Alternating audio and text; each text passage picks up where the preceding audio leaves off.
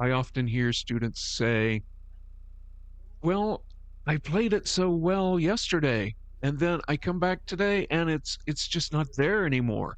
Or when I come and play it for you, or I'm playing it for you online, I can't do it. I promise I played it perfectly. You know, do you ever experience that? It's not an uncommon problem, and there's a reason for that. And a lot of musicians go through this at all levels. And the issue has to do with how you are practicing. If you're practicing just to learn notes, and then you get it, and suddenly it works, and you've been working real hard at it, and then you come back the next day and it's just not there. Problem isn't the notes. The problem is your muscle memory and your retention and how you're seeing things on the page. So that's the issue. How do we overcome that? Well, it's simple, but it's a little um not too involved, but it's involved with focus on how you're focusing.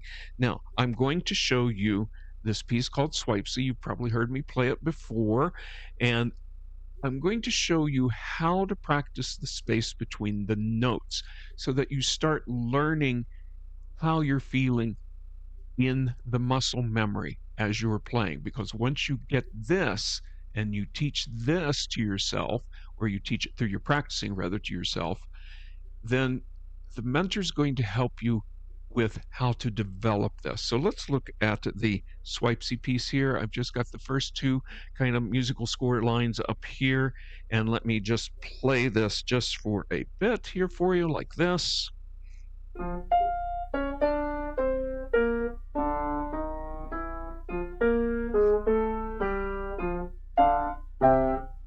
Oops. So there was a problem I had. So I've got to isolate that spot. Now, you might isolate other spots in your music, and this is at any level of playing, of music reading. So I'm at that spot right here. Okay? Now, if I take this intentionally, slowly, without counting, so I can feel the distance. Now I'm going to lift my hand for the next note, and then land. Lift my hand for the next note, and land. Same thing. Aha. Now you can do this hand separately or together, however it works for you to get through that. So, but it's this motion, if I'm doing left hand only,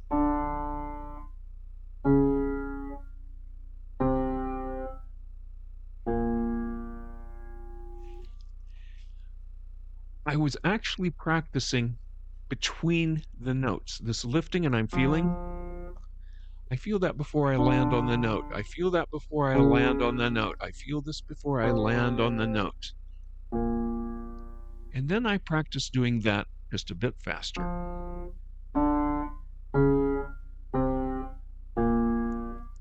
Okay, I got it. Will it be there tomorrow? Maybe not, because if you get it just once and go, okay, I got it. That's not how piano learning goes. Remember, learning to play a piano or learning anything is about a process. And you've got to go through the process to advance. It's not just making a goal and you got it and you move on. All right? So it's process, and you've got to learn how to teach yourself how to feel these things when you're doing this. And when I say teach yourself, I'm talking about your practice time. Your lesson time is when your mentoring comes, or when you're watching the videos with me, or in my program, and how that's the mentorship. When you're actually practicing, you are learning how to feel how to play. And that's where the muscle memory comes in. So when you get that, do it several times, because what you're teaching yourself is the movement, is the muscle memory. And that's why when you go back and you've played something really well before, a day before or something, and you go back to practice again and it's not there, it's because your muscles didn't memorize it. All right. And that's where it has to go. Now, you also have to do it with good technique, which is where the coaching comes in and the advice and the mentorship and the accountability, because practicing slowly seems boring, but only if you're working on notes. But if you're working on muscle memory, and you're doing this, then you're practicing intentionally. And that's what you have to get. It's not about the notes in the music or whether you like the music or not. It's about the feeling what you're doing, because it's a process. And once you're learning all of this, it's going to change for you. Many times students can't do this on their own because they got something in their head and they want to play it, and that's another problem. And that's another class. But I hope you enjoyed this short lesson today. If you like what you're hearing and want to hear more about how I teach and my class that I have recorded and up online right now, you can see the link below in the comments.